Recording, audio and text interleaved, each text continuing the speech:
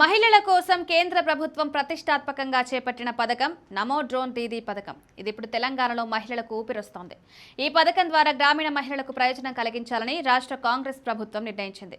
వ్యవసాయ రంగాన్ని సరికొత్తగా మోడర్న్ గా మార్చాలని డిసైడ్ అయింది. స్వయం సహాయక సంఘాల సభ్యులైన మహిళలకు డ్రోన్ ఇచ్చి వాటిని ఎలా వాడాలో ట్రైనింగ్ ఇస్తోంది.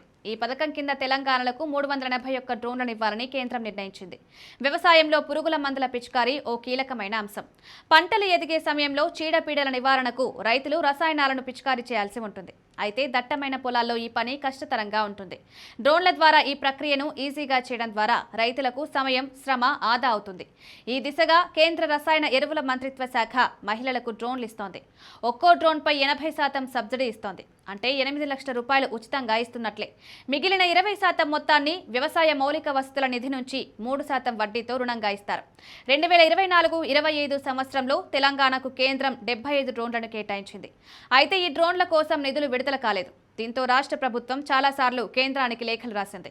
ఇప్పటికీ కేంద్రం స్పందించింది. తాజాగా కేంద్ర వ్యవసాయ రైతు సంక్షేమ శాఖ తెలంగాణకు 381 డ్రోన్లను కేటాయిస్తూ లేఖ రాసింది. అందువల్ల రాష్ట్రంలోని 102 గ్రామీణ నియోజకవర్గాల్లో మహిళా సంఘాలకు వీటినిస్తారు. రాష్ట్ర ప్రభుత్వం మరో 27 డ్రోన్లను సొంత డబ్బుతో ఇవ్వాలని భావిస్తోంది.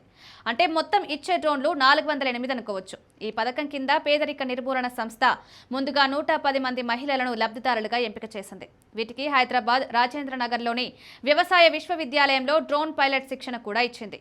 ఇప్పుడు ఆ మహిళలకు గ్రామీణ వ్యవసాయ కార్యకలాపాల కోసం డ్రోన్లు ఇస్తోంది. ఆ డ్రోన్లను ఉపయోగించి మహిళలు రైతులకు సహాయం చేస్తారు.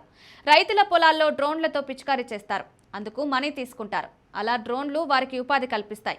రైతులు పిచికారీ కోసం కూలీలకు ఇచ్చే డబ్బు కంటే డ్రోన్కి ఇచ్చేది తక్కువే.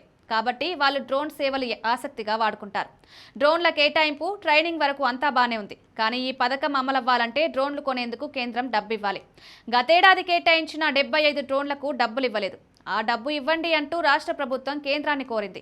అయినా సరిగా స్పందించలేదు. తాజాగా వ్యవసాయ శాఖ మంత్రి తుమ్మల నాగేశ్వరరావు కేంద్రానికి మళ్లీ లేఖ రాయాలని నిర్ణయించారు. అందులో కొత్తగా ఈ సంవత్సరం ఇచ్చే 381 డ్రోన్లతో పాటు గతేడాది 75 డ్రోన్లను కూడా డబ్బులు ఇవ్వాలని కోరతారు. కేంద్రం మనీ ఇవ్వకపోయినా రాష్ట్ర ప్రభుత్వం తన ప్లాన్ ప్రకారం డ్రోన్లనిచ్చి తర్వాత డబ్బును కేంద్రం నుంచి తీసుకుంటుంది. నమో డ్రోన్ దీదీ పథకం ద్వారా దేశవ్యాప్తంగా 15,000 మంది మహిళలకు డ్రోన్లనివ్వాలని కేంద్రం నిర్ణయించుకుంది. తెలంగాణలో ఈ కార్యక్రమం విజయవంతంగా అమలైతే గ్రామీణ మహిళలకు కొత్త ఉపాధి లభిస్తుంది. వ్యవసాయ రంగంలో టెక్నాలజీ వాడకం పెరుగుతుంది.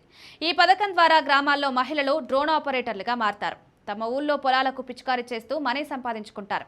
తెలంగాణ ప్రభుత్వం ఈ పథకాన్ని వేగవంతం చేయడానికి అన్ని చర్యలు తీసుకుంటోంది.